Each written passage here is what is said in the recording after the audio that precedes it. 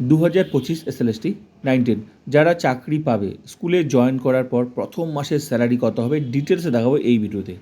Gross salary কত, in hand salary কত, মানে কেটে ছেটে টোটাল কত টাকা পাবে, আর জিপিএফ ডিডাকশন কি, জিপিএফ ডিডাকশন রুলস কি, কত পার্সেন্ট জিপিএফ কাটাতে হয়, জিপিএফ কেন কাটাতে হয়, জিপিএফ কি কাটাতেই হবে, না কাটালে হবে না, ডিটেলস বলবো। জিপিএফ নিয়ে অনেক আপডেট আমি তোমাদের এই ভিডিওতে দেবো।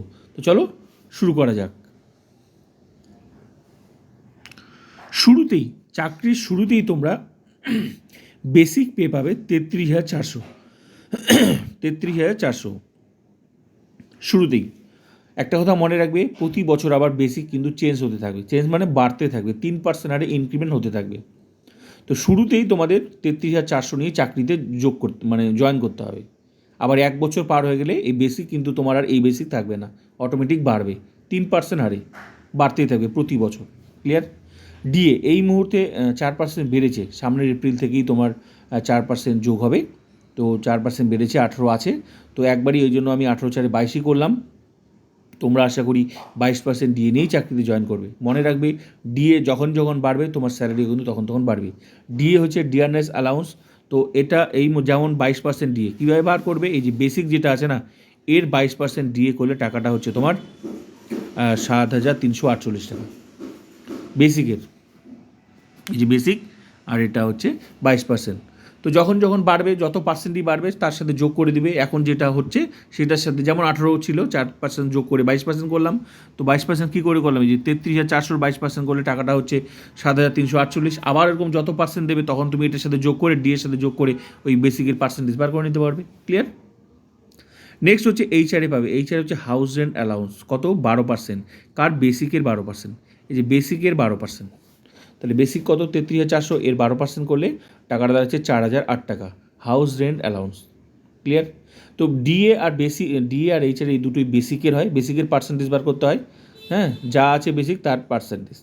এমএ মেডিকেল অ্যালাউন্স, চিকিৎসা পারপাসে 500 টাকা, এগুলোই পাওয়া যাবে চাকরির শুরুতে। এগুলো সব কিছু যোগ করে যে স্যালারিটা হচ্ছে সেটাকে বলা হয় গ্রস স্যালারি, 45,256 টাকা। তুমি এটাই পাবে চাকরির শুরুতে, গ্রস স্যালারি পাবে। ঠিক আছে? এটাই পাবে 35,256 টাকা। কিন্তু এটা পুরো টাকাটা তুমি পাবে না, এখান থেকে কিছুটা টাকা কেটে নেবে। কত কাটবে?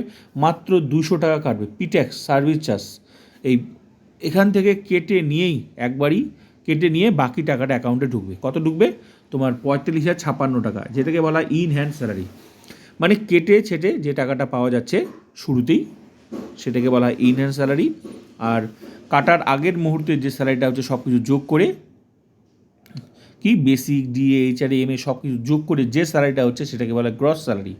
ক্লিয়ার? তাহলে গ্রস স্যালারি আর ইনহ্যান্ড স্যালারি। তবে একটা কথা মনে রাখবে, বেসিক প্রতি বছর চেঞ্জ হবে, বাড়তে থাকবে 3%। আর ডিএ যখন যখন বাড়বে তোমার স্যালারিও বাড়বে। আর এই যে পি ট্যাক্সটা না, পি ট্যাক্স কিন্তু তোমার একমাত্র শুরু থেকেই কাটবে। তো আর কাটবে না, শুরু থেকে আর কাটবে না, নতুন কাটা শুরু হবে, সেটা হচ্ছে জিপিএফ। আমি দেখাচ্ছি জিপিএফ ডিডাকশন রুলস কি। তবে একটা কথা মনে রাখবে, এই জিপিএফ কিন্তু জিপিএফ কাটা আর এই পিট্যাক্স কাটা এক নয়।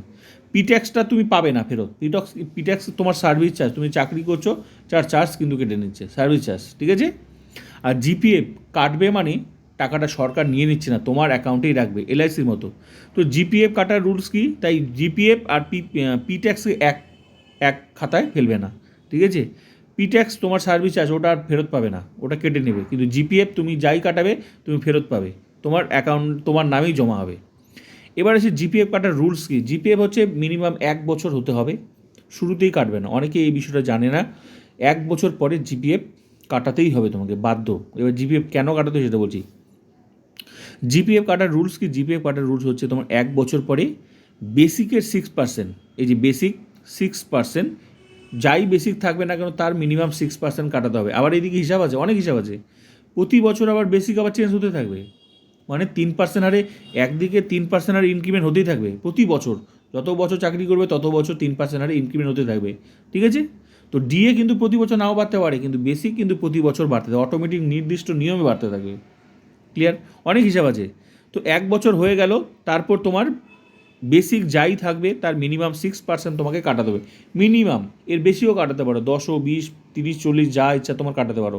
এবার বিষয় হলো, এই এই জিপিএফটা একমাত্র তুমি মনে করবে এলআইসির মতো। যেমন এলআইসি কী হয়, এলআইসি তুমি মানুষ করে কি ভবিষ্যৎ সুরক্ষার জন্য, সেরকমই জিপিএফটা হচ্ছে ভবিষ্যৎ সুরক্ষার জন্য কারা করে? সরকার। যেহেতু তোমাকে চাকরি দিয়েছে তাই সরকার তোমার নামে টাকাটা জমাতে তুমি বাধ্য। কেন বাধ্য? কারণ তোমার ফ্যামিলি আছে।